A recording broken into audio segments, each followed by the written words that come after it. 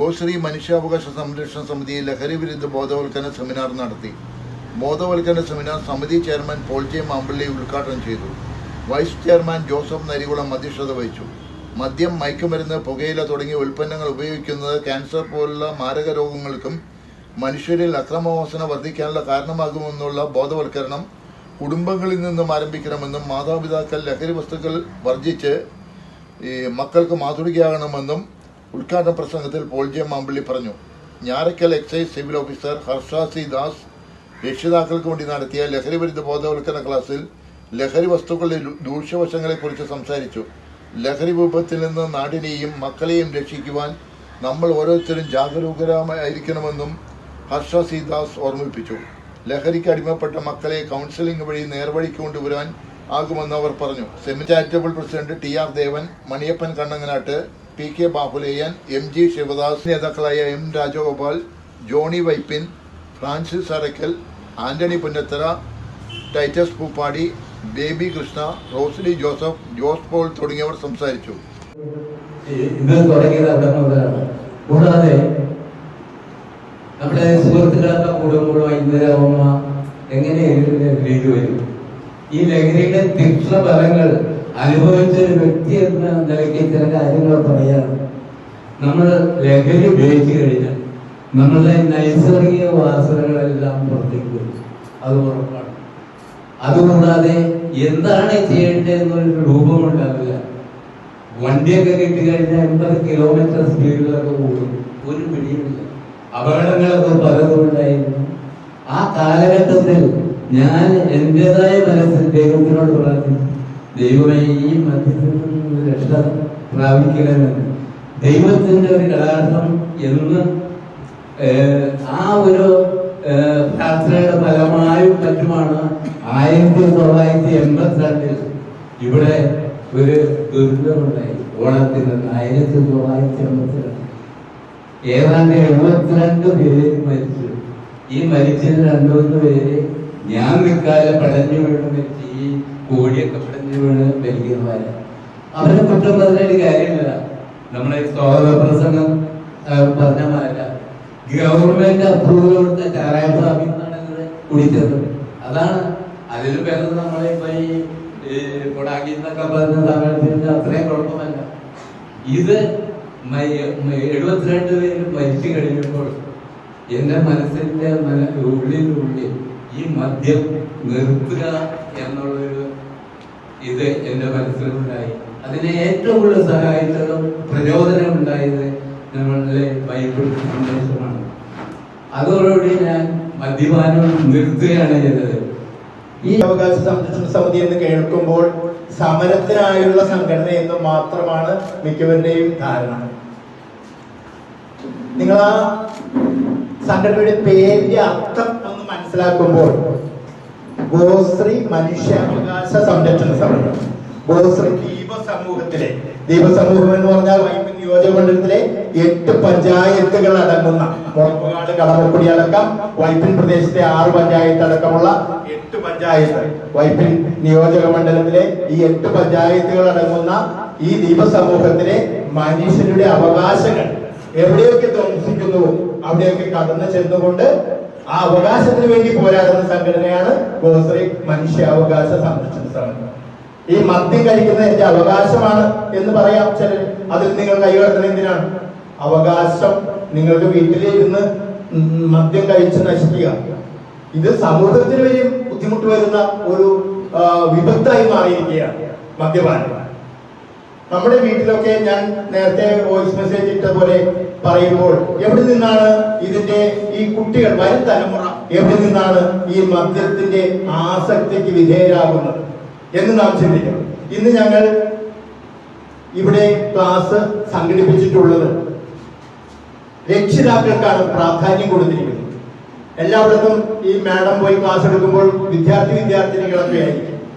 പക്ഷെ 4ാം ക്ലാസ്സിൽ, 5ാം ക്ലാസ്സിൽ, 8ാം ക്ലാസ് വരെയൊക്കെ പഠിക്കുന്ന കുട്ടികൾക്ക് ഇതിന്റെ വിപത്തിനെ കുറിച്ച് കൃത്യമായിട്ട് മനസ്സിലാക്കുവാനുള്ള ബുദ്ധിമുട്ട് വരും.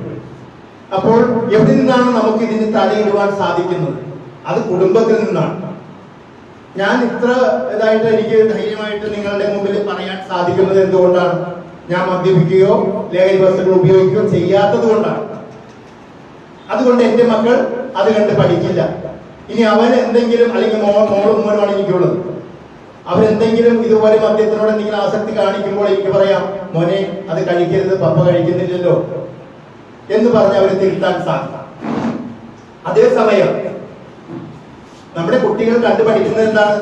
രക്ഷിതാക്കൾ മദ്യം കഴിച്ചുകൊണ്ട് വീട്ടിലേക്ക് വന്ന്, ഇന്ന് പെണ്ണുങ്ങളൊക്കെ തല്ലണം കുറഞ്ഞെന്ന് തോന്നുന്നു, കാരണം പെണ്ണുങ്ങളും തിരിച്ചു തന്നെ, അതുകൊണ്ട് അധികമില്ല. പണ്ടൊക്കെ മദ്യം കഴിച്ചു വന്ന് പെണ്ണുങ്ങളെ തല്ലുന്ന ഒരു ആചാരം ഉണ്ടായിരുന്നു. എന്നാലേ അവനൊരു വീരശൂരനാകൂ എന്നുള്ള ഒരു ഇതുണ്ടായിരുന്നു. പക്ഷെ അന്നൊക്കെയുള്ള മദ്യം എന്ന് പറഞ്ഞാൽ കള്ള്, അങ്ങനെയുള്ള വാറ്റുകാര്യങ്ങള്. ഇന്ന് വന്നിരിക്കുന്ന മദ്യം മാത്രമല്ല, മയക്കുമരുന്നടക്കം. നിങ്ങൾക്കറിയാം, മനുഷ്യനെ ഇല്ലാതാക്കി കളയുന്ന, ആരോഗ്യത്തിന്റെ ഏറ്റവും നമുക്ക് ആരോഗ്യം ഒരിക്കലും വീണ്ടെടുക്കാൻ സാധിക്കാത്ത മാരകമായ രോഗങ്ങൾ. ഇപ്പൊ സിനിമയൊക്കെ കാണുമ്പോൾ ആദ്യമേ എഴുതി കാണിക്കുന്നുണ്ട്, ക്യാൻസറിന് കാരണമാകും പുകവലി, മറ്റ് ലഹരി വസ്തുക്കൾ. ഇതെല്ലാം നമുക്ക് ചിലപ്പോൾ കഴിയുമ്പോൾ വരാൻ വേണ്ടി കാത്തുന്നവരുണ്ട്. അത് കഴിഞ്ഞ് സിനിമ ആണ് ഏറ്റവും പ്രധാനം. ഒരു സിനിമ കാണിക്കുമ്പോൾ അതാണ്. അത് കണ്ട് നമ്മൾ മനസ്സിലാക്കുന്നില്ല സത്യം പറഞ്ഞു. പക്ഷേ ഇന്ന് നമ്മുടെ ചുറ്റുപാടും കാണുന്ന ക്യാൻസർ അടക്കമുള്ള രോഗങ്ങൾ കാണുമ്പോൾ നമുക്ക് മനസ്സിലാകും, ആ എഴുതി കാണിക്കുന്നത് കൃത്യമായിട്ട് ഞാൻ സ്റ്റഡി ചെയ്തിരുന്നെങ്കിൽ എനിക്ക് ഇന്ന് മുതലെങ്കിലും മദ്യപാനവും ലഹരി വസ്തുക്കൾ ഉപയോഗവും ഒക്കെ നിർത്താമായിരുന്നു എന്ന് തോന്നുന്നു. അപ്പോൾ ഇന്നത്തെ വരും തലമുറയായ കുട്ടികൾ കണ്ടുപഠിക്കുന്നത് എന്താണ്? എന്റെ രക്ഷിതാക്കൾ അത് കഴിക്കുന്നു, എന്റെ രക്ഷിതാക്കൾ അത് കഴിച്ച് റോഡിൽ കിടക്കുന്ന ആളുകളെ, മറ്റേ പാമ്പിന് പറയും, ഇപ്പൊ പാമ്പെന്നാണ് പൊതുവെ പറയാറില്ലേ, മദ്യം കഴിച്ച് റോഡിൽ കിടക്കുന്നതിന് പാമ്പെന്ന് പറയും, താമര എന്ന് പറയും, അങ്ങനെ കുറെ വാക്കുകളുണ്ട്. ഇനി വരും തലമുറയിൽ എന്തൊക്കെയാണ് പറയാൻ പോണെന്ന് എനിക്കറിയില്ല. പ്രസന്റിലുള്ള വേടുകൾ അതൊക്കെയാണ്. എന്റെ അപ്പൻ റോഡിൽ താമരയായോ പാമ്പായോ കിടക്കുന്നു എന്ന് കാണുമ്പോൾ ആ മകന് ആ സമൂഹത്തിൽ എന്തായിരിക്കും വില? നമ്മളതൊന്ന് മനസ്സിലാക്കണം. ആ മക്കളുടെ ഭാവി പോലും തകർക്കുവാനായിട്ട് വളർന്നു വരുന്ന മക്കളെ സമൂഹത്തിൽ നിന്റെ അപ്പൻ ഈ വഴിയിൽ കിടക്കുന്ന താമരയാണ് അല്ലെങ്കിൽ പാമ്പാണ് അല്ലെങ്കിൽ എന്നൊക്കെ പറയാനുള്ള ഇടവരുത്തുന്ന ആ കാരണവന്മാർ, രക്ഷിതാക്കളെ നമ്മളൊന്ന് മനസ്സിലാക്കണം. നമ്മൾ ഇന്നു മുതലെങ്കിലും ആ ദുശീലം നിർത്തുക. ആ ദുശീലം നിർത്തിക്കൊണ്ട് നമ്മൾ സമൂഹ നന്മയ്ക്കായി എന്തെങ്കിലും ചെയ്യുക. ഇപ്പൊ ഞങ്ങളുടെ സമിതി, ഗോശ്രീ മനുഷ്യാവകാശ സംരക്ഷണ സമിതി, മദ്യപിക്കുന്നവരെയൊന്നും ഞാൻ ഇതിലെ എൻ്റർ ചെയ്യാറില്ല. അത് പ്രത്യേകം നിങ്ങൾ ശ്രദ്ധിക്കണം. മദ്യപാനം അതുപോലെ മറ്റു ലഹരി വസ്തുക്കൾ ഉപയോഗിക്കുന്ന അവരുടെ വീട്ടിൽ മക്കളുണ്ടെങ്കിൽ പോലും നിങ്ങൾ മക്കളെ ആദ്യം നേരെയാക്കിയിട്ട് വാ, എന്നിട്ട് നമുക്കിവിടെ ഈ സമിതിയിൽ ചേർക്കാം എന്ന് പറയും. ഇന്ന് ഈ അടുത്ത് 2 ദിവസം മുമ്പ് ഒരു നിയമം പാസ്സായിട്ടുണ്ട്, നിങ്ങൾ മനസ്സിലാക്കണം. പത്രദ്വാര, ചാനൽ ദ്വാരയൊക്കെ വന്നിട്ടുണ്ടായിരുന്നു. നമ്മൾ LIC ഒക്കെ ധൈര്യമായി ചേർന്നിട്ടുണ്ട് അല്ലെ. വലിയ 10 ലക്ഷമോ 50, 20 ലക്ഷം ഒക്കെ മരിക്കുമ്പോൾ കിട്ടും. എങ്ങനെ മരിച്ചാലും കിട്ടും എന്നുള്ള ധാരണയായിരുന്നു. പക്ഷേ ഹരിയാനയിൽ ഒരു വിധി വന്നിരിക്കുന്നു. ലക്ഷക്കണക്കിന് രൂപയുടെ LIC ചേർന്ന ഒരു വ്യക്തി മരിച്ചു. ഡെത്ത് സർട്ടിഫിക്കറ്റ് കൊണ്ടുവന്നപ്പോൾ മെഡിക്കൽ ഇതിൽ വന്നിരിക്കുന്നത് ലിവർ കംപ്ലൈന്റ് ആണ്. എന്തുകൊണ്ടാണ്? അത് മദ്യപാനം കൊണ്ട്. സുപ്രീം കോടതി ഓർഡർ ഇട്ടു, മദ്യപാനം മൂലം ലിവർ നശിച്ച ഒരാൾക്ക് LIC കൊടുക്കണ്ട. നിങ്ങൾ മനസ്സിലാക്കുക. ആ വിധി നിങ്ങൾക്ക് ഗൂഗിൾ പരിശോധിച്ചാൽ അല്ലെങ്കിൽ യൂട്യൂബിൽ അറിയാൻ സാധിക്കും. അപ്പോൾ ഇനി വരാൻ പോകുന്ന തലമുറയ്ക്ക് വേണ്ടി ഒരു പാഠമാകാനാണ് ഇന്ത്യ ഗവൺമെന്റ് അത് പ്രാബല്യത്തിലാക്കിയത്, അല്ലെങ്കിൽ കോടതി ഇടപെട്ട് അത് പ്രാബല്യത്തിൽ വരുത്തിയത്. നമസ്കാരം. പ്രിയങ്കരനായ ഗോശ്രീ മനുഷ്യാവകാശ സംരക്ഷണ സമിതി ചെയർമാൻ, ബഹുമാനിയായ അധ്യക്ഷൻ, അതുപോലെ തന്നെ എക്സൈസ് ഓഫീസർ ശ്രീമതി ഹർഷ ശ്രീദാസ്, മറ്റു ഇവിടെ കൂടിയിരിക്കുന്ന, സമയം പോകേണ്ട, അതുകൊണ്ടാണ് എല്ലാവരെയും പേരെടുത്ത് കളയാതിരിക്കാൻ ചെയർമാൻ പറഞ്ഞു 2 വാക്ക് പറഞ്ഞത്. പ്രിയമുള്ളവരെ, വളരെ പ്രസക്തമായി ഞാൻ ഒട്ടേറെ ലഹരി വിരുദ്ധ ക്യാമ്പുകൾ പങ്കെടുത്തിട്ടുള്ള ഒരാളാണ്. നമ്മുടെ കേരള ഗവൺമെന്റ് തന്നെ ഇപ്പോഴല്ല, ഇപ്പോൾ പുതിയതായിട്ട് തുടങ്ങിയ ഒരു മൂവ്മെന്റ് ആണ്. വളരെ ഗുരുതരമായ സാഹചര്യം വന്നപ്പോൾ ഗവൺമെന്റ് എല്ലാ ഏജൻസികളും അത് മുമ്പ് ഒരു 3 വർഷം മുമ്പ് തന്നെ നമ്മുടെ ബഹുമാനപ്പെട്ട ജില്ലാ കളക്ടറുടെ നേതൃത്വത്തിൽ ഒരു കമ്മിറ്റി രൂപീകരിച്ച് നമ്മുടെ എറണാകുളം ജില്ലയിൽ വ്യാപകമായിട്ട് ലഹരിക്കെതിരായ ക്യാമ്പയിൻ നടന്നു വരികയാണ്. അതിലൊക്കെ പങ്കെടുത്ത ഒരാളാണ്. അപ്പോൾ എനിക്ക് പറയാനുള്ളത്, ഈ ഒരു വേദി അതിൽ നിന്ന് വേറിട്ട് നിൽക്കും. കോടിക്കണക്കിന് രൂപയാണ് എക്സൈസ് ഓഫീസർ വിധിക്കുന്നുണ്ട്, പറയാതിരിക്കാൻ പറ്റുന്നില്ല. ഗവൺമെന്റ് വിമുക്തി മിഷനിലൂടെ എക്സൈസ് ഡിപ്പാർട്ട്മെന്റ് നിയന്ത്രണത്തിൽ ഓരോ വർഷവും കോടാനുകോടി രൂപ എണ്ണിയാൽ ഒടുങ്ങാത്ത കോടി രൂപ ഓരോ വർഷവും ലഹരി നിർമ്മാർജ്ജനത്തിനായി ചിലവഴിക്കുന്നുണ്ട്. പക്ഷേ അവർ ചിലവഴിക്കുന്നില്ലെന്ന് പറയുന്നില്ല, മറ്റെന്തെങ്കിലും അതിനകത്ത് ഇടപെടണമെന്നൊന്നും ഞാൻ പറയുന്നില്ല. അവർ പ്രയത്നിക്കുന്നുണ്ട്, പണിയെടുക്കുന്നുണ്ട്, പണം ചെലവഴിക്കുന്നുണ്ട്, ക്യാമ്പുകൾ നടത്തുന്നുണ്ട്, ബോധവൽക്കരണം നടത്തുന്നുണ്ട്. വ്യാപകമായിട്ട് ലഹരി കേസുകൾ രജിസ്റ്റർ ചെയ്യുകയും പിടിക്കുകയും അവർക്ക് ശിക്ഷ കൊടുക്കേണ്ട എല്ലാ നടപടിയും സ്വീകരിക്കുന്നുണ്ട്. പക്ഷെ എന്ത് സംഭവിച്ചു? ഒരു 5-8 വർഷം പിന്നിൽ നിന്ന് ഒന്ന് മുന്നോട്ട് വരിക. ഈ 8 വർഷം മുൻപോ 10 വർഷം മുമ്പോ ഉണ്ടായിരുന്ന ലഹരി ഉപയോഗത്തിന്റെ 10,000 ഇരട്ടി ഈ ചെറിയ കാലയളവിൽ വർദ്ധിച്ചു. അവിടേക്കാണ് ശ്രദ്ധ പോകണമെന്നാണ് എന്റെ അഭിപ്രായം. എന്തുകൊണ്ട് ഇത് സംഭവിച്ചു? ഞങ്ങളുടെ ചാനൽ വളരെ വ്യാപകമായിട്ട് ഒരു ക്യാമ്പയിൻ ചാനൽ 91 ന്യൂസ് ആരംഭിച്ചിട്ട് ലഹരി വിരുദ്ധ ക്യാമ്പയിൻ ആരംഭിച്ചു കഴിഞ്ഞു. അപ്പൊ അത് വ്യത്യസ്തമായ മേഖലയിലൂടെ ഇത്തരത്തിലല്ല. അപ്പൊ ഞാൻ പറയുന്നത്, ഈ ലഹരി ഇതിലേക്ക് ഒരു വ്യക്തി, ഒരു കുട്ടി പോകുമ്പോഴേക്ക് ഓഫീസർ ക്ലാസ് എടുത്തോളും ഞാൻ പറഞ്ഞിട്ടേക്കാം. അതിന്റെ പ്രധാന കാരണം കുടുംബമാണ്.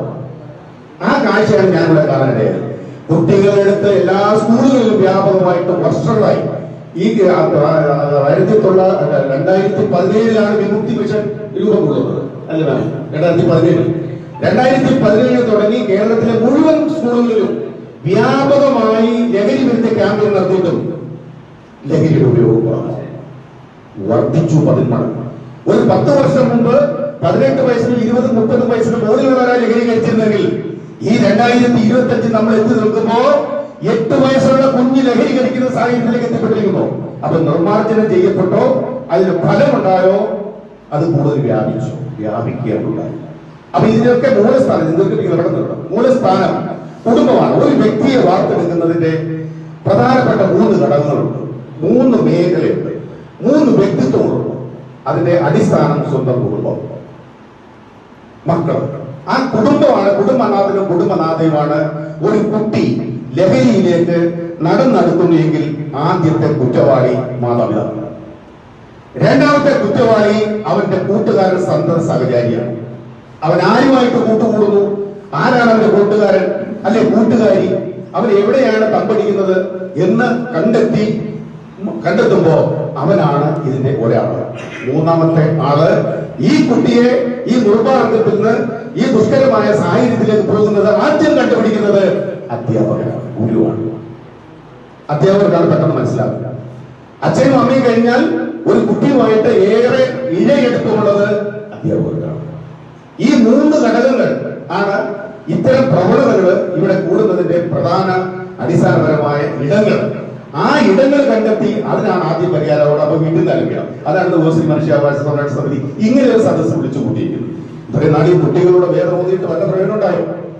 അവരപ്പോ കുറച്ച് പേരുകൂടി പഠിച്ച് പുതിയ പേര്, പണ്ട് കഞ്ചാവ് മാത്രം, കഞ്ചാവ് ബീഡി, അവിടെ നിന്ന് അവർ MDMA സ്റ്റമ്പ് എന്ന പുതിയ സാധനം ഇവ ഈ ക്ലാസ്സുകളിലൂടെ കണ്ടെത്തിയതല്ലാതെ പുതിയ പേരുകൾ കണ്ടുപിടിക്കുകയും അതിന്റെ ഉപയോഗം മനസ്സിലാക്കുകയും ചെയ്തതല്ലാതെ പ്രയോജനമില്ല. അതുകൊണ്ട് നമുക്ക് എന്തായാലും കുടുംബങ്ങളിൽ നിന്നാണ് ഇത് പോകേണ്ടത്.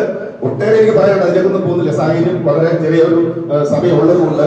ഒട്ടേറെ അനുഭവങ്ങൾ എന്നെ സംബന്ധിച്ച് ഇതുമായിട്ട് ബന്ധപ്പെട്ട്, ഈ ലഹരിയുമായിട്ട് ബന്ധപ്പെട്ട് അതിലൊന്നും ഞാൻ കടക്കുന്നത് എന്തായാലും നല്ലൊരു തുടക്കമാണ്.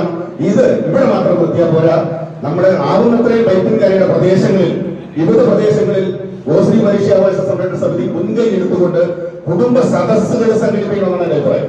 കുടുംബ സദസ്സുകൾ സംഘടിപ്പിക്കണം. ഞങ്ങളൊക്കെ ഉദ്ഘാടനം മുസ്ലിം മനുഷ്യാവകാശ സംരക്ഷണ സമിതിയുടെ ചെയർമാൻ ശ്രീ മാമ്പള്ളി, മുഖ്യാതിഥി എക്സൈസ് ഓഫീസർ ഹർഷ. ഞാൻ എല്ലാവരും എടുത്ത് പറയുന്നില്ല, സമയം പോലെ ചുരുക്കമാണ്. വേദിയിൽ സദസ്സിൽ ഇരിക്കുന്ന, എന്നെ ശ്രമിക്കുന്ന പ്രിയ സഹോദരങ്ങൾ, ഇവിടെ ഈ മാമ്പള്ളി ഇതിപ്പോ വൈപ്പുങ്കരയിലെ എൻ്റെ കാഴ്ചപ്പാടിൽ ഇങ്ങനെ നടക്കുന്ന മൂല്യച്യുതികൾക്കെതിരായിട്ട് സത്യസന്ധമായിട്ട് പോരാടുന്ന മാമ്പള്ളിയും, അതുകൊണ്ട് ഈ ദേവൻജിയൊക്കെ എത്രയോ വർഷങ്ങളായി വികാസമൊക്കെ ഉണ്ട്. അങ്ങനെ ഇത്രയും നമ്മൾ വിരലിൽ എണ്ണാവുന്ന കുറച്ച് ആളുകൾ ഉള്ളത് കൊണ്ട് തന്നെ നമുക്കൊരു ആശ്വാസമാണെന്ന് പറയാം. ഇവിടെ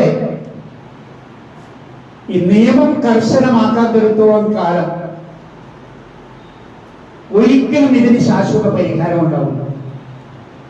കാരണം മാഡത്തിന് നെഞ്ചത്ത് കൈവച്ച് പറയാൻ കഴിയും സത്യസന്ധമായി ഈ ജോലി ചെയ്യാൻ കഴിയും.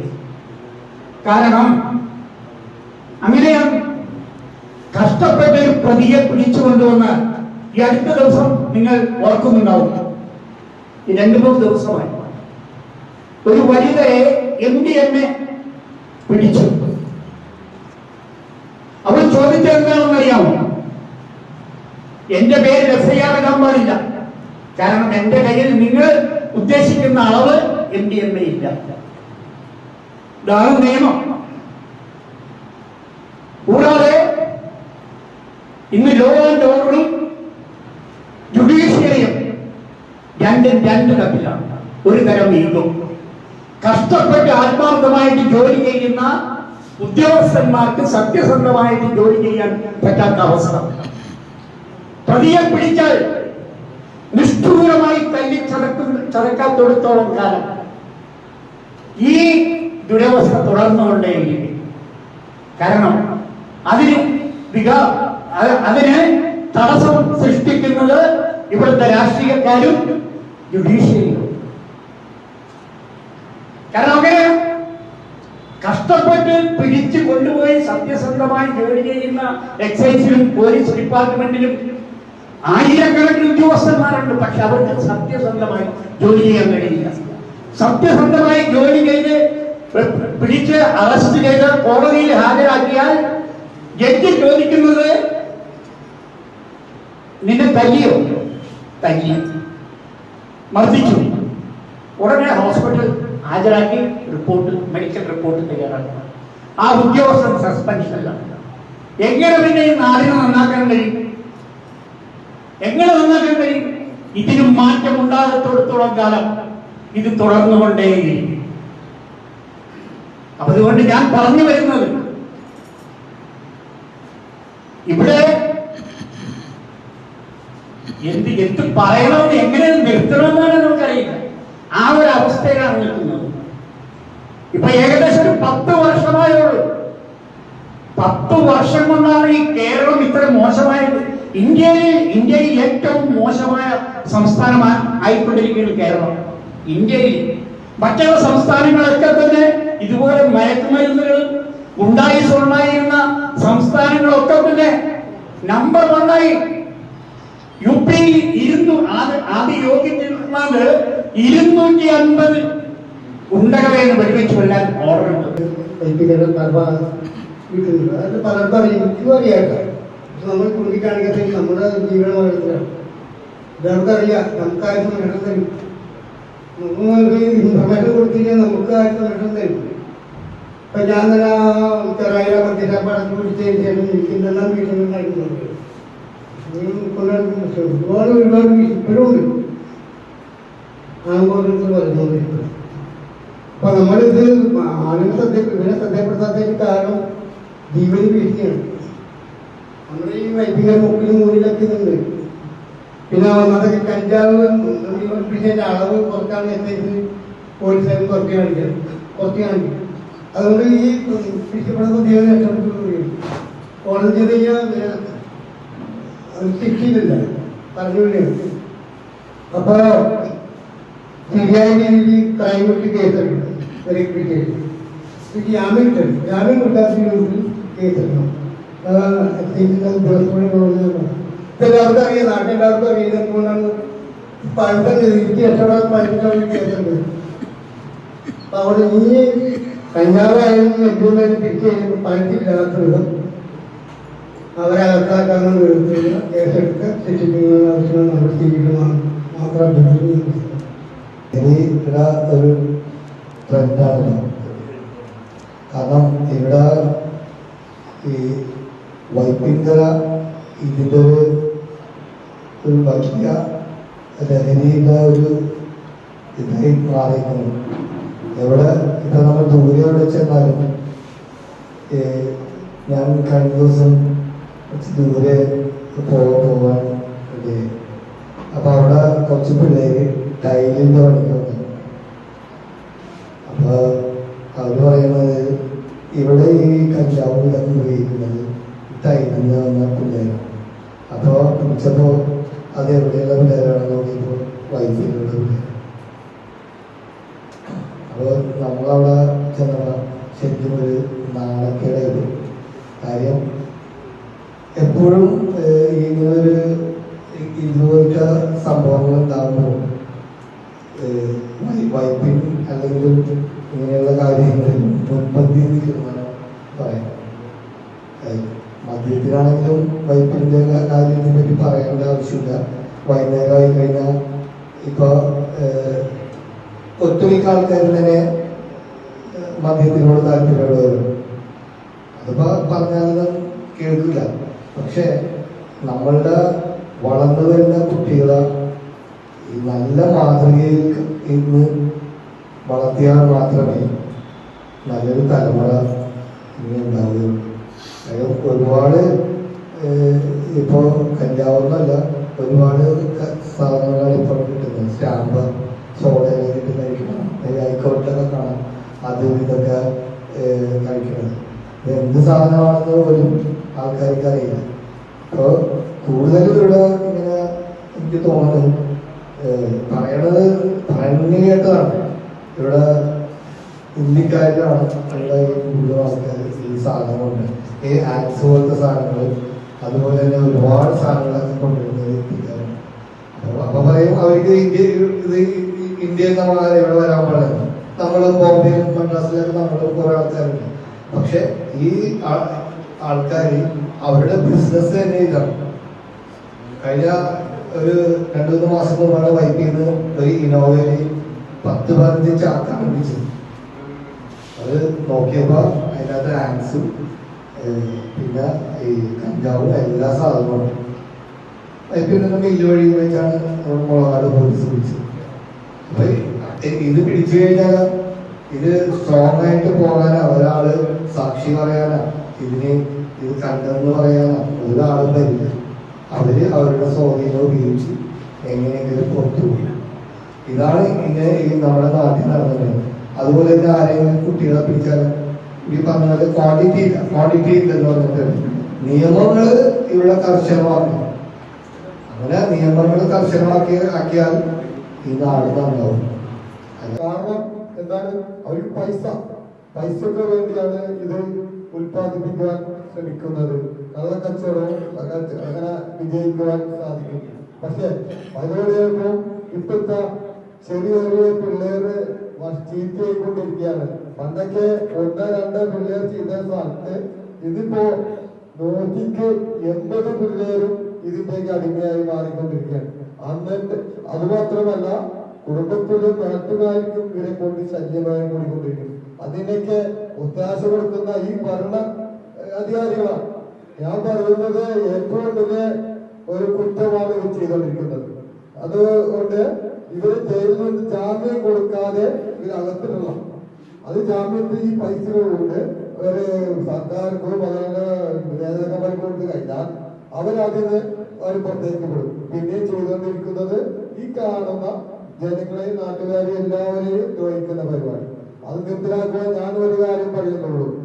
സർക്കാരോട് പ്രതിപക്ഷത്തോടും ഭരണകക്ഷിയോട് പറയുന്ന കാര്യം എന്ന് വെച്ചാൽ ഇനി ഏത് കഞ്ചാവിന്റെ അടിമയായാലും കഞ്ചാവ് പിടിച്ചാൽ കഴിഞ്ഞാൽ അവരെ പുറത്തേക്ക് വിടരുത്. അവർക്ക് ജയിലിൽ തന്നെ ശിക്ഷ കൊടുത്ത് അവർ തന്നെ കിടത്തണം എന്നെനിക്ക് പറയാനുള്ളൂ. നമസ്കാരം. പറഞ്ഞ കാര്യങ്ങള് നമ്മളുടെ അറിവിൽ ഉള്ള കാര്യങ്ങളാണ്. പക്ഷെ ആധികാരികമായിട്ട് ഇതിനെക്കുറിച്ച് സ്റ്റഡി ചെയ്തിട്ടുള്ള പല കഞ്ചാവും മറ്റു വലിയ മയക്കുമരുന്നൊക്കെ പിടിച്ച് കൃത്യമായിട്ട് പരിചയമുള്ള ഓഫീസർ നമുക്ക് ഹർഷ ശ്രീദാസ് മാഡം പല സ്ഥലങ്ങളിലും നല്ല നല്ല ക്ലാസ് കണ്ടക്ട് ചെയ്തതായിട്ട് എനിക്കറിയാം. അപ്പൊ അവർ പറയുന്ന ക്ലാസ് കൃത്യമായിട്ട് അറ്റൻഡ് ചെയ്യണമെങ്കിൽ നിങ്ങൾ ഇടയ്ക്കിടയ്ക്ക് എനിക്ക് പോകരുത്. ഇപ്പൊ ഇരിക്കുന്നത് പോകാമെന്നവർക്ക് ഇപ്പൊ പോവാം, ഇടയ്ക്കിടയ്ക്ക് എനിക്ക് പോകാൻ പാടില്ല. ഒരു യോഗം നടക്കുമ്പോൾ ഇപ്പൊ എന്തെങ്കിലും അത്യാവശ്യം പോയിക്കും, അല്ലെങ്കിൽ ക്ലാസ് കഴിയുന്നവരെ ഇരിക്കണം. മനസ്സിലായോ? അത് കഴിഞ്ഞിട്ട് ഒരു പ്രതിജ്ഞയുണ്ട്. ഈ ക്ലാസ് കഴിഞ്ഞിട്ട് വേണം. ഇപ്പൊ പ്രതിജ്ഞ എടുക്കാനായിട്ട് നമുക്ക് അവയർനെസ് കിട്ടിയിട്ടില്ല, ബോധവൽക്കരണം കൃത്യമായിട്ടില്ല. ഞങ്ങൾ പറഞ്ഞത് എന്തുകൊണ്ടത് ബോധവൽക്കരണം അല്ല, മാഡോട് കൃത്യമായിട്ട് അതിനെ കുറിച്ച് പറയേണ്ടത്. അത് കഴിയുമ്പോൾ നമ്മൾ എടുക്കുന്ന പ്രതിജ്ഞ, ആ പ്രതിജ്ഞ അനുസരിച്ച് നമ്മൾ ജീവിക്കാനായിട്ട് തയ്യാറായിരിക്കണം. ആ സമയത്ത് പ്രതിജ്ഞ എടുക്കാൻ ബുദ്ധിമുട്ടുള്ളവർക്ക് പുറത്തേക്ക് പോകാം. കാരണം പ്രതിജ്ഞ എടുത്താൽ പിന്നെ പിടിക്കാനും പാടില്ല, വലിക്കാനും പാടില്ല, ബുദ്ധിമുട്ട് വരും. അത് മനസ്സിലാക്കിക്കൊണ്ട് നിങ്ങൾ എല്ലാവരും മുന്നോട്ട് വരണം. നിങ്ങളുടെ എല്ലാവരുടെയും അനുവാദത്തോടു കൂടി നമ്മൾ ക്ഷണിച്ചു വരുത്തിയ എക്സൈസ് സിവിൽ ഓഫീസർ ഞാറക്കൽ റേഞ്ചിലെ ശ്രീദാസ് മാഡം, നിങ്ങൾക്ക് വേണ്ട മോനെ എടാ അവിടെ വെള്ളം അവിടുത്തെ ചിലപ്പോൾ ഒരാൾ വിളിക്കാൻ പോലെ എന്ത് വേണമെങ്കിലും അവിടെ കിട്ടും കേട്ടോ. വേഗം കൊടുത്ത്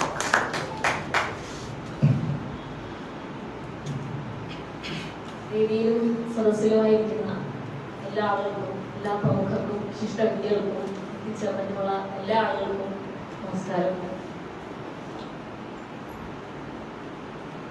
ഇത്തരത്തിലുള്ളൊരു ബോധവൽക്കരണ, ലഹരി വിരുദ്ധ ബോധവൽക്കരണ ക്ലാസിന്റെ ഒരു ആവശ്യകത ഉണ്ടോ, അതുകൊണ്ടൊക്കെ ആരെങ്കിലും നന്നായിട്ടുണ്ടോ എന്ന് എന്നോട് ചോദിച്ചാൽ ഞാൻ പറയും തീർച്ചയായും ഇത്തരത്തിലൊരു ബോധവൽക്കരണ ക്ലാസിന്റെ ആവശ്യമുണ്ട്.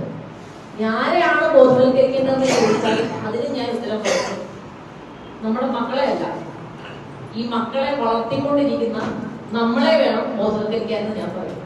കാരണം ബോധവൽക്കരണം അല്ലെങ്കിൽ എങ്ങനെ ഒരു നല്ല വ്യക്തിയായി ജീവിച്ചു തുടങ്ങണം എന്നുള്ളത് ഓരോ കുടുംബങ്ങളിൽ നിന്നും തുടങ്ങുന്നതാണ്. നമ്മളോടക്കം, ഞാനും നിങ്ങളോടക്കമുള്ള മാതാപിതാക്കന്മാരോട് ചോദിക്കുകയാണ് എന്തിനാ നമ്മളൊക്കെ ജീവിക്കുന്നതെന്ന് ചോദിച്ചാൽ രണ്ടാമതൊരു ആലോചനയില്ലാതെ നമ്മൾ പറയും മക്കൾക്ക് വേണ്ടിയാണ് ജീവിക്കുന്നത്. മക്കള് ഈ ഒരു അവസരത്തിൽ അല്ലെങ്കിൽ ഈ ഒരു സമൂഹത്തിൽ നമുക്ക് വേണ്ടി ജീവിക്കുന്നില്ല എന്ന് മാത്രമല്ല അവർക്ക് വേണ്ടി ജീവിക്കാൻ പോലും മറന്നു പോകുന്ന ഒരു അവസ്ഥയിലൂടെയാണ് കടന്നു പോകുന്നത്. ഞാൻ ആരാണ്, ഞാൻ ഏത് കുടുംബത്തിൽ ജീവിക്കുന്നു, ആരുടെ മകനാണ്, അല്ലെങ്കിൽ എന്ത് പ്രതിബദ്ധതയാണ് എന്റെ സമൂഹത്തോടുള്ളത്, ഞാൻ ഏത് തരത്തിൽ ജീവിക്കേണ്ട ഒരാളാണ്, എന്തെല്ലാം ഉത്തരവാദിത്തങ്ങളാണ് എനിക്ക് എന്റെ കുടുംബത്തോടും സമൂഹത്തോടും ഉള്ളത് എന്ന് ചിന്തിക്കാൻ തിരിച്ചറിവും വിവേകവും ഇല്ലാത്ത വളരെ മോശം അവസ്ഥയിലൂടെയാണ് ഓരോ യുവതി യുവാക്കളും കടന്നു പോകുന്നത്.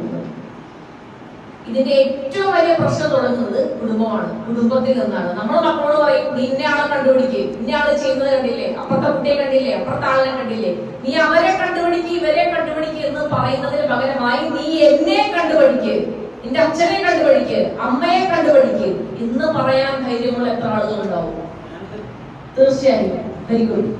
അങ്ങനെ പറയാൻ കഴിയുന്ന ഒരു രക്ഷിതാവ് അല്ലെങ്കിൽ സാമൂഹിക പ്രതിബദ്ധതയുള്ള ഒരു പൗരനും ഒരു വ്യക്തിയും ഉണ്ടാവുന്നിടത്ത് മാത്രമേ നല്ല മക്കൾ ഉണ്ടാവുകയുള്ളൂ. ഇദ്ദേഹം വളരെ കോൺഫിഡന്റ് പറഞ്ഞു എന്നെ കണ്ടുപഠിക്കുക എന്ന് എന്റെ മക്കളോട് പറയാനുള്ള ധൈര്യം എനിക്കുണ്ടെന്ന്. അത്തരത്തിൽ ഉത്തരവാദിത്തമുള്ള, അത്തരത്തിൽ കാര്യങ്ങൾ ഏറ്റെടുക്കാൻ കഴിവുള്ള, ആർജവത്തോടുകൂടി മക്കളോട് നീ നന്നായി ജീവിക്കൂ എന്ന് പറയാൻ ഉത്തരവാദിത്തമുള്ള ഒരു പേരന്റ്, ഒരു രക്ഷിതാവ് ഉള്ളയിടത്ത് ഒരു മോശം മകൻ ഉണ്ടാവില്ല, അല്ലെങ്കിൽ ഒരു മോശം മകൾ ഉണ്ടാവില്ല. എനിക്കൊരു പ്രശ്നം ഉണ്ടാവുകയാണെങ്കിൽ തീർച്ചയായിട്ടും അത് എന്റെ വീട്ടിൽ വന്ന് പറഞ്ഞാൽ അത് ഏറ്റെടുക്കാൻ എനിക്കൊരു അച്ഛനോ അമ്മയോ ഉത്തരവാദിത്തപ്പെട്ട ഒരാള് ഉണ്ടെന്ന് ഏതൊരു കുട്ടിക്കാണ് ഒരു തോന്നലുള്ളത്, തീർച്ചയായും അവൻ മറ്റൊരു മാർഗങ്ങളിലൂടെയും പോകില്ല. അവനെ ആരെ എന്ത് ലഹരി മരുന്ന് ഉപയോഗിക്കാൻ നിർബന്ധിച്ചാലും അവന്റെ മനസ്സിൽ ആദ്യം തെളിയുന്ന രണ്ട് മുഖങ്ങളുണ്ട്, അവന്റെ അച്ഛന്റെയും അമ്മയുടെയും. തീർച്ചയായും എന്നെ കാത്തിരിക്കാൻ ഒരു കുടുംബമുണ്ട്, എനിക്ക് വേണ്ടി ജീവിക്കുന്ന രണ്ട് ആളുകളുണ്ട്, അല്ലെങ്കിൽ ഞാൻ ഉത്തരവാദിത്തം ഏറ്റെടുക്കേണ്ട ഒരു കുടുംബമുണ്ട്. അങ്ങനെ ഒരു തിരിച്ചറിവ് ഒരു വ്യക്തിയുടെ ഉള്ളിലുണ്ടെങ്കിൽ തീർച്ചയായും ഇതുമാതിരി മറ്റൊരു പ്രവൃത്തിയിലേക്കും അയാൾ പോവില്ല. വേറൊന്നുകൊണ്ടല്ല, അയാളെ അത്രത്തോടുകൂടി ഉത്തരവാദിത്തത്തോടു കൂടി കാത്ത് രക്ഷിക്കുന്ന അല്ലെങ്കിൽ കാത്ത് സംരക്ഷിക്കുന്ന ഒരു കുടുംബം അയാൾക്കുണ്ടെന്ന ഒരു ബോധം അയാളിൽ ഉള്ളത് കൊണ്ടാണ്.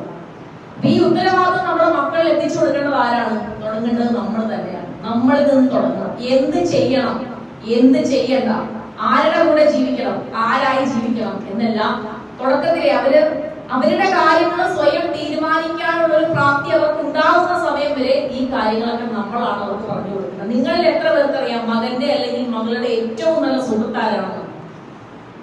എത്ര പേരുമായി നമ്മുടെ മക്കള് സ്കൂളിലേക്കും കോളേജുകളിലേക്കും എന്നൊക്കെ പറഞ്ഞു പോകുന്നുണ്ട്, അവരവിടെ എത്തുന്നുണ്ടോ? ആരുമായിട്ടാണ് അവർ സമയം ചെലവഴിക്കുന്നത്?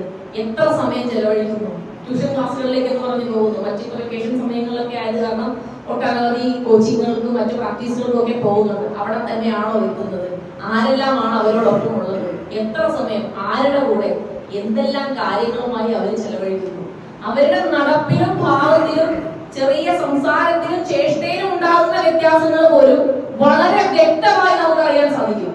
നമ്മൾ വളർത്തിക്കൊണ്ടുവരുന്ന പൊന്നുപോലെ നമ്മൾ വളർത്തിക്കൊണ്ടുവരുന്ന നമ്മുടെ മക്കൾക്ക് ഉണ്ടാകുന്ന ചെറിയ മാറ്റങ്ങൾ പോലും നമുക്ക് അറിഞ്ഞില്ലെങ്കിൽ പിന്നെ ആലോചിക്കും. ഒരു അമ്മയ്ക്ക് അല്ലെങ്കിൽ അമ്മയ്ക്ക് അറിയുന്ന പോലെ തന്നെ ഞാൻ പറയും, ഒരു അമ്മയ്ക്ക് അറിയുന്നത് പോലെ മകന്റെ അല്ലെങ്കിൽ മകളുടെ പൾസ് മനസ്സിലാക്കാൻ കഴിയുന്ന മറ്റൊരാളില്ല. അതിനുശേഷമേ അച്ഛനെങ്കിലും വരൂ. ഒരമ്മയ്ക്ക് മനസ്സിലാവും ഒരു മകൻ എത്ര വിശക്കുന്നുണ്ട്, എത്ര സമയം ഉറങ്ങും, ആരുടെ കൂടെയാണ്, ഇതെല്ലാം ഒരു അമ്മയ്ക്ക് അറിയുന്നത് പോലെ മകൻ ഏത് സമയത്ത് വീട്ടിൽ കയറി വരുന്നത് ഒരു അമ്മയ്ക്ക് അറിയാം. ആ അമ്മയ്ക്ക് തീർച്ചയായിട്ടും മകന്റെ സ്വഭാവത്തിൽ അല്ലെങ്കിൽ മകളുടെ സ്വഭാവത്തിൽ, മകനെന്ന് ഞാൻ പറയുന്നിടത്ത് എല്ലാ മകളും ഉണ്ട്. കാരണം പെൺകുട്ടികൾ വളരെയധികം സജീവമാണ്. ഇത്രകാലം നമുക്കൊരു 10 അല്ലെങ്കിൽ 15 വർഷത്തിന് മുന്നേ ഒരു ചെറുക്കനാണ് ഇത്തരം കാര്യങ്ങളിലേക്ക് പോകുന്നതെങ്കിൽ പെൺകുട്ടികളുള്ള വീടുകളെല്ലാം സേഫ് ആണെന്ന് നമ്മൾ മനസ്സിൽ തീരുമാനിച്ചില്ലെങ്കിൽ, നമ്മൾ അങ്ങനെ ഒരു വിശ്വാസത്തിലാണ് ജീവിച്ചു പോകുന്നതെങ്കിൽ, അല്ലെങ്കിൽ അത്തരത്തിലൊരു ആശ്വാസം നമ്മുടെ മനസ്സിലുണ്ടെങ്കിൽ തീർച്ചയായിട്ടും ഇനി അത് വേണ്ട, പെൺകുട്ടിയെ നമുക്ക് ആകുക തന്നെയാണ് സൃഷ്ടിക്കുന്നത്. കാരണം 17-16 വയസ്സുള്ള ഒരുപാട് പെൺകുട്ടികളെ നമുക്ക് കേസുകളുമായി റിപ്പോർട്ട് ചെയ്ത് കിട്ടുന്നുണ്ട്. അവര് ഒത്തിരി കുട്ടികളെ ഞാൻ കൗൺസിൽ ചെയ്യാറുണ്ട്. ഒറ്റ ഒരാൾ മതി ബാക്കിയുള്ള മുഴുവൻ കുട്ടികളെയും നശിപ്പിക്കാനായിട്ട്.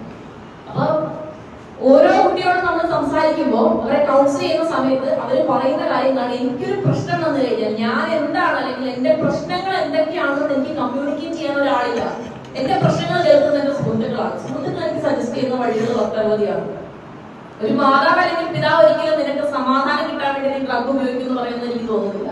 നീ കുറച്ച് ലഹരി മരുന്നുകൾ ഉപയോഗിക്കും, അപ്പൊ നിനക്ക് കുറച്ച് സമാധാനം കിട്ടും, നിന്റെ വിഷാദത്തിൽ നിന്ന് നിനക്ക് കുറച്ച് മോചനം കിട്ടുമെന്ന് പറഞ്ഞ് ഒരിക്കലും ഒരു മാതാവോ പിതാവോ ഒരു കുഞ്ഞിന് ഒരു വ്യക്തിക്ക് കുറച്ച് ഡ്രഗ് എടുത്തു കൊടുക്കുമെന്ന് ഞാൻ വിശ്വസിക്കുന്നില്ല.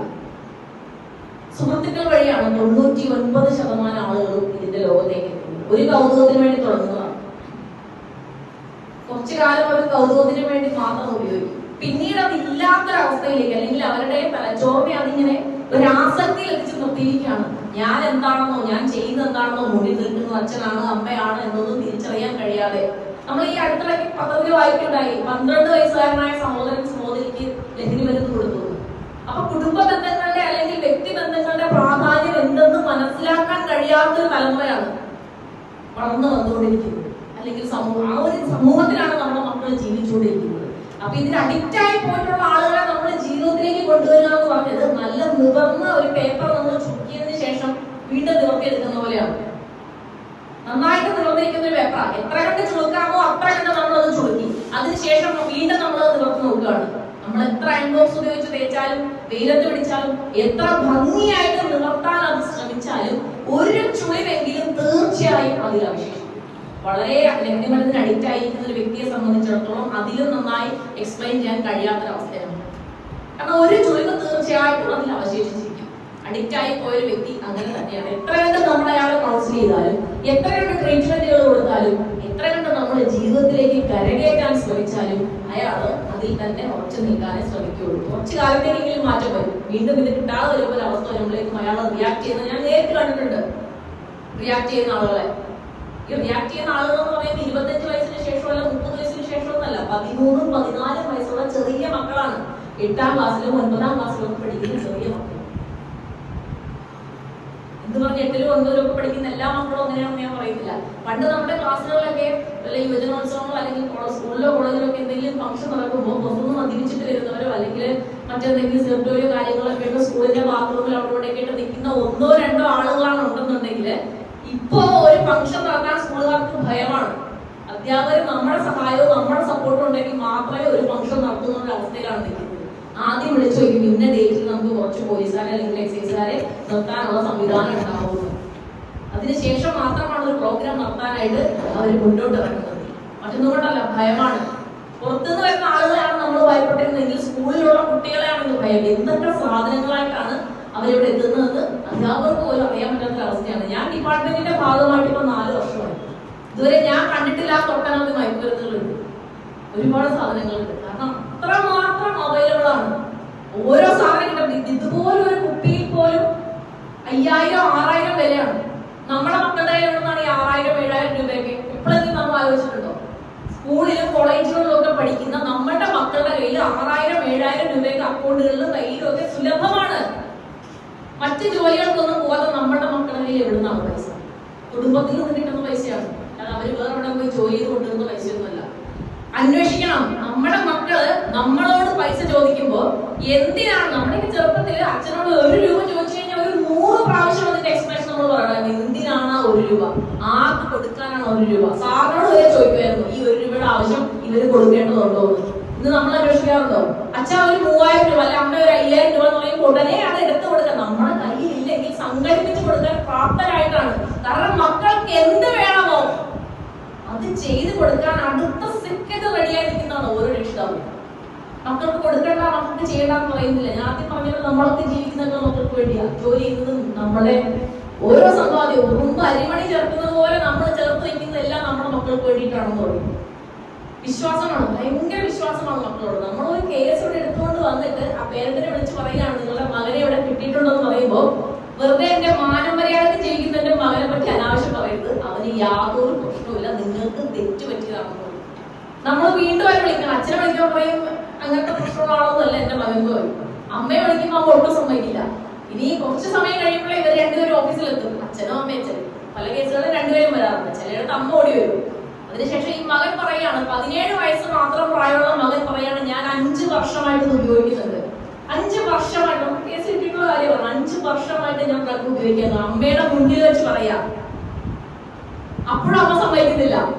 ഇങ്ങനെ ഇവരെ ഭീഷണിപ്പെടുത്തി ഇവരെ കൊണ്ട് പറയിപ്പിക്കുകയാണ് ഇവർ 5 വർഷമായിട്ട് ഉപയോഗിക്കുക. അത്രയും വിശ്വാസമാണ് ആ അമ്മ മകരിൽ അർപ്പിച്ചിരിക്കുന്നത്. വിശ്വാസം വേണം. നമ്മുടെ മക്കളെ നമ്മൾ വിശ്വസിച്ചില്ലെങ്കിൽ വേറെ ആരും വിശ്വസിക്കും. പക്ഷെ ആ വിശ്വാസം അത് ഒരിക്കലും എന്തും ചെയ്യാനുള്ള ഒരു ലൈസൻസ് ആയിട്ട് അവരുടെ കയ്യിലേക്ക് പതിപ്പിച്ചു കൊടുക്കരുത്. ഈ റോഡിലൂടെ ഇഷ്ടംപോലെ പിള്ളേർ ഒരുപാട് ഈ സ്റ്റൈലിഷ് ആയിട്ടുള്ള ഭയങ്കര ബൈക്കുകളിൽ പോകുന്നത് നമ്മൾ കണ്ടിട്ടുണ്ട്. എത്ര കിലോമീറ്റർ സ്പീഡിൽ അവർ വണ്ടി ഓടിച്ച് പോകുന്നറിയോ? പകുതിയിലധികം ആളുകൾക്ക് ലൈസൻസ് ഇല്ല. പലരും സെക്കൻഡ്, തേർഡ് ഓണറും 4th ഓണറും ഒക്കെയാണ് വണ്ടിയുടെ. ആർസി പോലും ചേഞ്ച് ചെയ്യാത്ത ഒരു എവിടെയെങ്കിലും ഇടി കിട്ടട്ടെ ആർസി ഓണർ നമ്മൾ വിളിക്കുമ്പോൾ പണ്ട് എപ്പോഴോ വണ്ടി വിട്ടു പോയ ആളെ വിളിക്കുന്നത്. അത്രയും ഒരു ഉത്തരവാദിത്വം ഇല്ലാതെ ഈ മക്കളുടെ കയ്യിലേക്ക്, ലൈസൻസ് ഇല്ലാത്ത ഈ മക്കളുടെ കയ്യിലേക്ക് വണ്ടി എടുത്തു കൊടുക്കുന്നതിൽ പേരന്റിന് ഉത്തരവാദിത്വം ഇല്ല എന്ന് പറഞ്ഞ് ഏത് പേരന്റിനും ഒഴിവാക്കാൻ സാധിക്കും?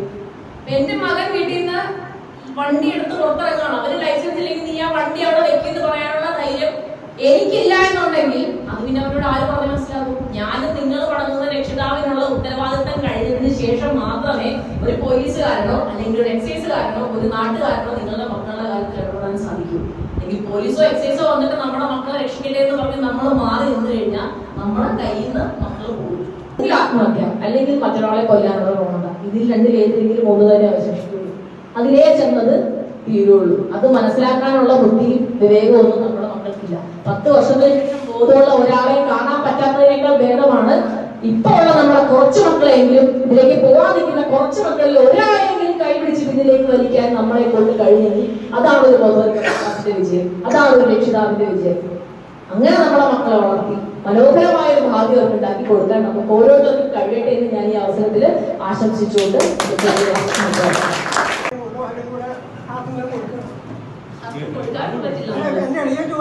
നമ്മൾ പഠിക്കുന്ന രാജ്യത്ത് മറ്റുള്ള രാജ്യങ്ങളിൽ നിന്ന് കൊണ്ടുവരുന്ന മരുന്നുകളും അതേപോലെ തമിഴ്നാട്ടിൽ നിന്ന് കൊണ്ടുവരുന്ന മരുന്നുകളൊക്കെ ഇതെല്ലാം നശിപ്പിച്ച് കളയണം. തീർച്ചയായിട്ടും നശിപ്പിക്കാനായിട്ട് നമുക്ക് നിയമാനുസൃതമായിട്ട് ഓർഡർ കിട്ടണം. അതുവരെ നമ്മുടെ ഓഫീസ് കസ്റ്റഡിയിലാണ് നമ്മൾ സൂക്ഷിക്കുന്നത്. നമ്മുടെ ഓഫീസിലെ തൊഴിലുകൾ പറഞ്ഞതുകൊണ്ട് അവിടെ നമ്മളിതെല്ലാം സൂക്ഷിക്കുന്നുണ്ട്. ചെറിയൊരു പോർഷൻ എടുത്തിട്ട് നമ്മൾ സാമ്പിളിനായിട്ട് കോടതിയായി കൊടുക്കാറുണ്ട്. രാഷ്ട്രപരിശോധന അയക്കാറുണ്ട്. പ്രവർത്തിക്കുന്ന സാധനം തന്നെ കൺഫേം ചെയ്യുന്നവരുണ്ട്. ബാക്കി എല്ലാ സാധനങ്ങളും നമ്മുടെ ഓഫീസിലെ ആദ്യം പഠിച്ചിരിക്കുന്ന വണ്ടികളെല്ലാം മദ്യ കേസുമായിട്ടും വരുമ്പോഴേക്കും ഒരു 5 പെണ്ണുങ്ങളെങ്കിലും എക്സൈസിൽ പിടിച്ചിട്ടുണ്ടാവും. അവിടെ പോയി പിടിക്കാൻ പറയാം. ഈ യാത്രക്കാരെ ബുദ്ധിമുട്ടിക്കണം. ഞാൻ ചോദിച്ച ചോദ്യം എന്നെ പോലെ കണ്ടക്ടർമാരായിട്ടുണ്ടാവില്ല. KSRTC കണ്ടക്ടറായിരുന്നു. ഗോതൃത്വ സർവീസ് ചാരായം തന്നെ കൊണ്ടുവന്ന് 5 സ്ത്രീകളായാലും അവർ വിളിക്കുന്നില്ല. എക്സൈസുകാർ വന്നിട്ട് ഓരോരുത്തരെയും വിളിക്കും. അവർക്കറിയാം ഇതിലോട്ട് കയ്യിലുണ്ടെന്ന്. അവിടെ വെച്ചിട്ട് എന്തോ അവരെന്തോ പിന്നെ അവർ ചിരിച്ചു ചിരിക്കും. ആ ചിരിയിൽ എന്തെങ്കിലും വീണ്ടും ഉണ്ടാവും.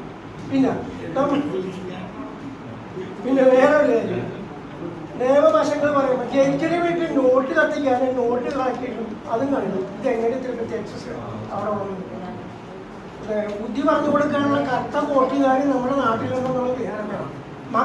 മകസനെ തെറ്റിച്ചെഴുതും. ഈ ഒപ്പിടാൻ പറ്റുന്ന പാവപ്പെട്ട എവിടെയാണ് ഒപ്പിടുന്നത്? വായിച്ചു നോക്കിയിട്ടാണ് ഒപ്പിടുന്നത്. കോടതിയിൽ നിങ്ങൾ ഒപ്പിട്ട് കൊടുത്തേക്കണല്ലേ? മകസനെ തെറ്റുത്തോ? ഇതൊക്കെ ചെയ്യാൻ പാടില്ല. ഈ കഞ്ചാവ് കൃഷി ചെയ്യുന്നവർക്ക് പോയി പിടിക്കാൻ പാടില്ലേ? ഇവിടെ 2 കഞ്ചാവ് പിടിക്കുന്നവർക്ക് വെണ്ടയ്ക്കക്ഷരത്തിൽ പേപ്പറിലുണ്ട്. ശരിയല്ലേ? ഞാൻ എൻ്റെ അനുഭവം പറഞ്ഞിട്ട് ഞാനിത് ഇവിടെ കൊടുക്കാൻ വേണ്ടി എഴുതിക്കൊള്ളുന്നതാണ്. കേരളം ഇന്ന് അഭിമുഖീകരിക്കുന്ന ഏറ്റവും വലിയ സാമൂഹിക പ്രശ്നമായി ലഹരികളുടെ ഉപയോഗം മാറിയിരിക്കുകയാണ്. കേരളത്തിലെ ഏറ്റവും വലിയ പ്രശ്നം ലഹരികൾ. നമ്മുടെ സാമൂഹ്യ ജീവിതത്തിനും ജനങ്ങളുടെ ആരോഗ്യത്തെയും കാർന്നു തിന്നുന്ന മഹാവിപത്തായി മാറിയിരിക്കുന്ന ഈ ലഹരി ഉപയോഗത്തിന് ഇനിയെങ്കിലും കടിഞ്ഞാണിടാൻ നാം മുന്നോട്ടിറങ്ങാത്ത പക്ഷം അത് ഗുരുതരമായ ഒരു സ്ഥിതി വിശേഷത്തിൽ കൊണ്ടെത്തിക്കുമെന്ന കാര്യത്തിൽ ലഹരി മരുന്നിന് ആകുന്നത് കൗമാരപ്രായത്തിലാണ്. ശരിയല്ലേ? പാരമ്പര്യമായി കൈമാറുന്ന ശീലം കൂട്ടുകാരുടെ സമ്മർദ്ദത്തിന് വഴങ്ങുന്നു. കുടുംബ പശ്ചാത്തലം കൊണ്ട് ലഹരി ഉപയോഗിക്കുന്നത് ലഹരി ഉപയോഗിക്കുന്നു. കൗമാരക്കാരിൽ പരീക്ഷണങ്ങൾ നടത്താൻ താല്പര്യം ജനിക്കുന്നു. പരീക്ഷണങ്ങൾ വച്ചു നോക്കുക, കുടിച്ചു നോക്കുക. ഇത് ചെറുപ്പക്കാരുടെ ഒരു പ്രവണതയാണ്. മാനസികവും ശാരീരികവും വൈകാരികവുമായി വളരെയധികം പ്രത്യേകതയുള്ള കാലമാണ് കൗമാരം. കൗമാരമുള്ള അവർ നമുക്ക് പഠിക്കുന്നുള്ള വ്യത്യാസം ഇപ്പോഴുണ്ടാകും, പോയിട്ടാകും. ആ കാലം വേറെ ഇക്കാലം വേറെ താല്പര്യം ജനിക്കുന്നു. മാനസികവും ശാരീരികവും വൈകാരികവുമായ വളരെയധികം പ്രത്യേകതയുള്ള കാലമാണ് കൗമാരം. സമൂഹം അംഗീകരിക്കുന്ന കീഴ്വഴക്കങ്ങളിൽ നിന്നും മാറി ചിന്തിക്കുന്നവരാണ് കൗമാരക്കാർ. സമൂഹം നല്ലത് ചിന്തിക്കുമ്പോൾ ഇത് മാറി ചിന്തിക്കും. അപകടവും സാഹസികവുമായ പ്രവൃത്തിയിൽ ഏർപ്പെടും. സാഹസിക പ്രവർത്തിക്കുമ്പോൾ വണ്ടിയുടെ മുകളിൽ സാധാരണ സീറ്റ് കുഷിട്ടുണ്ട്, അതിരിക്കില്ല. ഡോറിന്റെ ഗ്ലാസ്സിൽ മൂടി പോയിരിക്കുന്നോടത്തന്നെ പോയി ചെയ്യണം. പിന്നെ ഇനി അവരുടെ പരിഹാരമാർഗങ്ങൾ മധ്യവരെ സ്നേഹം കൊണ്ട് കീഴ്പ്പെടുന്നു. മദ്യത്തിന് അടിമപ്പെട്ടവർ രോഗികളാണെന്നുള്ള തിരിച്ചോട് നമ്മളിൽ വേണം. ലഹരിയിൽ നിന്നുള്ള മോചനത്തിന് മദ്യപർ സ്നേഹത്തിന്റെ ലഹരി സ്നേഹം ഇതിനായി കുടുംബങ്ങളും കുടുംബ സാഹചര്യങ്ങളും ഒരുക്കണം. കുടുംബവും കുടുംബ സാഹചര്യങ്ങളും ഒരുക്കണം. മലയാളിയുടെ കുടുംബത്തിന്റെ തേജസ് നഷ്ടപ്പെടാൻ പ്രധാന കാരണം മദ്യപാനമാണ്. നമ്മുടെ കുടുംബങ്ങളുടെ തേജസ് വീട്ടിൽ ലഹരിക്ക് അടിമയായ ഒരാൾ ഉണ്ടായാൽ മുഴുവൻ ജനങ്ങളുടെയും മുഖത്ത് നിരാശ കഴിയിക്കും.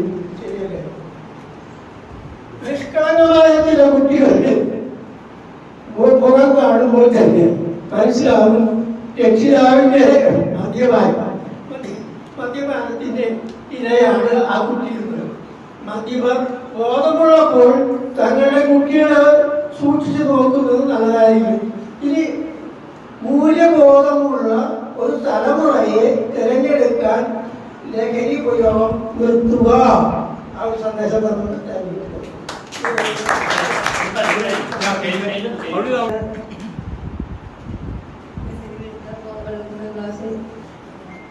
മനുഷ്യാവകാശ സംരക്ഷണ സമിതിയുടെ നേതൃത്വം നടത്തുന്ന ഈ പ്രസ്ഥാനത്തിൽ എല്ലാവരും പേരെടുത്ത് പറയാനുള്ള സമയമില്ലാതെ ഇത്രയും നേരമായി ഒന്ന് വിചാരിച്ചല്ല വന്നത്. പക്ഷേ ലഹരിയുടെ കാര്യം എന്ന് പറഞ്ഞാൽ ഇന്നിപ്പോ നമ്മുടെ നാട് നശിച്ചുകൊണ്ടിരിക്കുകയാണ്. ഇന്ന് കേരളത്തിലെന്ന് പറഞ്ഞാൽ ഇതിനു വേണ്ടി ഞാൻ പറയാം, ഏകദേശം 800 വർഷങ്ങൾക്ക് മുമ്പ് പിന്നെ ഈ വേമ്പനാട്ട് കായലിലെ മണ്ണും കടൽ മണ്ണും കൂടി ചേർന്നുണ്ടാക്കിയാണ് വൈപ്പിൻകര എന്ന് പറഞ്ഞ പ്രദേശം. നമുക്ക് പണ്ട് കാലത്ത് ഏത് രാത്രി എവിടെയെങ്കിലും പോകായിരുന്നു. ഇന്ന് രാത്രിയിലേക്ക് മാറി. ഇന്നിപ്പോ ഈ ഉമ്മൻചാണ്ടി ഗവൺമെന്റ് ഭരിക്കുന്ന സമയത്ത് ഈ ബീവറേജുകളൊക്കെ കുറച്ച് കൊണ്ടിരിക്കുന്നു. ഇന്നിപ്പോ അത് കൂട്ടി എണ്ണ എത്രയാണെന്ന് നമുക്ക് പറയാൻ പറ്റുന്നുണ്ട്. ആ ജാതിയാണ്. ഇന്ന് എവിടെയും ലഹരി ചെയ്യാൻ ആർക്കും ഒരു മടിയില്ല. കാരണം ഒന്നിനും പേടിയില്ല. പോലീസുകാരെ പേടിയില്ല. പോലീസുകാർക്ക് തന്നെ പേടിയുണ്ട്. പോലീസുകാരെ വരെ വെട്ടിക്കൊല്ലണം. ഈ അവസ്ഥയാണെന്ന് പറഞ്ഞത്. ആ അവസ്ഥ എന്ന് പറഞ്ഞാൽ കൂടി വരികയാണ്. കുറയാൻ പോയില്ല. നമ്മുടെ പേപ്പർ നോക്കുമ്പോ എത്രയോ പിന്നെ മയക്കുമരുന്നിന്റെ രഹിതമാണ് നമ്മൾ കണ്ടുകൊണ്ടിരിക്കുന്നത്. പിറ്റേ ദിവസം പേപ്പറിലും അതിന്റെ ഇരട്ടിയായിട്ടാണ് കണ്ടുകൊണ്ടിരിക്കുന്നത്. ഇത് കുറയാൻ പോയില്ല. ഇത് കൂടിക്കൊണ്ടേയിരിക്കുകയാണ്. ഇപ്പൊ കൊച്ചുങ്ങൾ പഠിക്കാമെന്ന് പറഞ്ഞാൽ ഇപ്പൊ കൊച്ചുങ്ങളുടെ സ്കൂളുകൾ കേന്ദ്രീകരിച്ചാണ് ഇപ്പൊ ലഹരി മാഫിയകള് രംഗത്തിറങ്ങുന്നത്. ഇപ്പൊ കൊച്ചുങ്ങള് നമ്മുടെ വീട്ടിൽ നിന്ന് നമ്മുടെ കുഞ്ഞ് പോകുമ്പോ ആ ബാഗൊക്കെ ഒന്ന് പരിശോധിക്കാം, അതിനകത്ത് എന്തെങ്കിലും ഉണ്ടോന്ന്. വരുമ്പോ അവിടെ സ്കൂളിൽ ചെല്ലുമ്പോ ടീച്ചർമാര് നോക്കാം. സ്കൂളിൽ പഠിക്കുന്ന കൊച്ചുങ്ങൾക്ക് 10 മണി തുടങ്ങി 4 മണി വരെ ഉള്ളത് സ്കൂളിലെ ടീച്ചർമാരുടെ അവസ്ഥയാണ്. അപ്പൊ അവര് ഈ ബാഗ് ഒന്ന് പരിശോധിച്ചിട്ട് ക്ലാസ് തുടങ്ങാം. വൈകുന്നേരം ഈ കുട്ടി സ്കൂളിൽ വിട്ട് വീട്ടിൽ വരുമ്പോൾ വീട്ടുകാരും ഈ ബാഗ് സാധനങ്ങളൊന്ന് പരിശോധിക്കാം. അതാണ് അത്യാവശ്യം. ഇത് ലഹരി മാഫിയയുടെ സങ്കേതങ്ങള്. അമ്പലങ്ങള് സന്ധ്യ ആവുമ്പോ കൂട്ടി പൂജ കഴിയുമ്പോ അങ്ങ് പോകും. ആ അമ്പലപ്പഴം പിന്നെ ഈ പണ്ടൊക്കെ കൃഷി ചെയ്ത് കളങ്ങളുണ്ടാക്കിയിട്ടുണ്ട്. ആ കളങ്ങളുടെ ഉള്ളിലൊക്കെയാണ് ഇവരുടെ സങ്കേതങ്ങള്. പണി തീരാത്ത വീടുകൾ, ഇങ്ങനെയുള്ള വീടുകളിലൊക്കെ ഇഷ്ടംപോലെ മാഫിയകള് രംഗത്തിറങ്ങുന്നുണ്ട്. പകല് വരെ ഈ കളങ്ങളിൽ വന്ന് അവർ കൂട്ടം കൂട്ടിയിരിക്കുന്നവര് ഇത് പേടിച്ചിട്ട് അയൽക്കാര് വരെ ഒരു കാര്യം പറയൂല, പേടിച്ചിട്ട്. കാരണം ഇന്ന് ലഹരികളാണ് ചെയ്യുന്നത്, മാരകായുധങ്ങൾ കൊണ്ടാണ് നടക്കുന്നത്. അപ്പൊ ഇത് അവരുടെ അടുത്ത് ചെല്ലാൻ തന്നെ ആളുകൾക്ക് പേടിയാണ്. പണ്ടത്തെ ആള്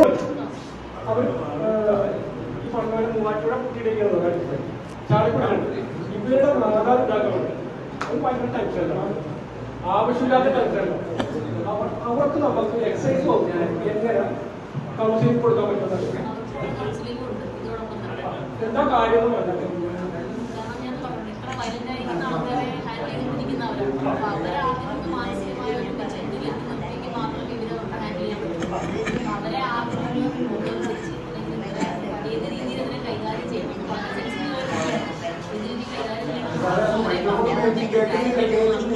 ഇതെന്താണെന്ന് വെച്ചാൽ ഈ മാതാപിതാക്കൾക്ക് ഭയങ്കര ടെൻഷൻ. അതുകൊണ്ട് സമൂഹത്തിൽ അറിയുമെന്ന് വിചാരിച്ച് അവർക്ക് ഇതിൽ പങ്കെടുക്കാൻ കഴിയില്ല. ഇതെല്ലാം ഓട്ടോമാറ്റിക്കായിട്ട് വരുത്തണം.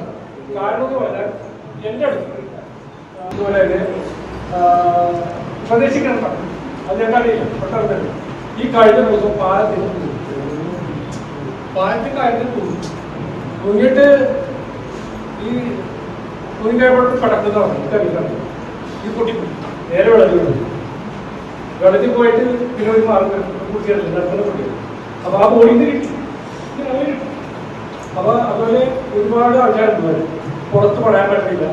എങ്കിലും നമ്മുടെ ആൾക്കാർ കൊണ്ടുവരാനുണ്ടല്ല, ഒരു 2 പേര് 3 പേര് അല്ലെങ്കിൽ 5 ഫാമിലി വന്നു കഴിഞ്ഞാൽ ഓട്ടോമാറ്റിക്കായിട്ട് എല്ലാവരും വന്നു. ഇപ്പൊ ഈ സഹോദരൻ ഇപ്പോൾ ക്ലാസ് പറഞ്ഞു, ഒരു പാർട്ടി പറഞ്ഞുകൊണ്ടാണ് ഞങ്ങൾ പോകാനുള്ളത്. എല്ലാവരും അറിയിച്ചിരുന്നു. കാരണം ആ പാർട്ടി ചിലപ്പോൾ അടിയന്തരമായിട്ട് ആയിരിക്കുമ്പോൾ ആ സമയത്ത് ഇത്ര ദിവസം കൊണ്ട് അല്ലെങ്കിൽ ഇത്ര മണിക്കൂർ കൊണ്ട് ആ പരിപാടി നടന്നു. അപ്പൊ അവർക്ക് എല്ലാവരും അറിയിക്കാൻ പറ്റുന്നുണ്ടാവും. പക്ഷെ നമ്മ അറിഞ്ഞിട്ടുണ്ടെങ്കിൽ അവിടെ ചേർന്നു. അപ്പൊ മാഡത്തിന് ക്ലാസ് കൊടുക്കും എക്സസൈസ്. ആയിട്ടുള്ള ആളുകളെ നമ്മൾ ട്രീറ്റ്മെന്റ് കൊണ്ടുപോകുന്ന സമയം അവരോടൊപ്പം ഉള്ളവരുടെ പേരൻസിന് വേണ്ടി നമ്മുടെ ഡിപ്പാർട്ട്മെന്റ് എന്ത് ചെയ്യുന്നു എന്നുള്ളതാണ് ചോദ്യം. അല്ലെങ്കിൽ അവർക്ക് വേണ്ടി എന്ത് ചെയ്യാൻ ഡിപ്പാർട്ട്മെന്റിന്റെ ഭാഗത്തുനിന്ന് കഴിയുള്ളൂ. തീർച്ചയായിട്ടും നല്ലൊരു ചോദ്യമാണ്. കാരണം ഈ പ്രകടിച്ചവരുടെ വ്യക്തി നമ്മൾ പുറത്തുനിന്ന് കാണുന്ന പോലെയല്ല. 24 hours അവരെ വാച്ച് ചെയ്യുകയും അല്ലെങ്കിൽ അവർക്ക് വേണ്ടുന്ന കാര്യങ്ങൾ ചെയ്തു കൊടുത്ത് അവരെ ഒരു മേൽക്കൂരയുടെ താഴെ അവരോട് ഒന്നിച്ച് കഴിയുന്നത് ഈ പേരൻസ് ആണ്.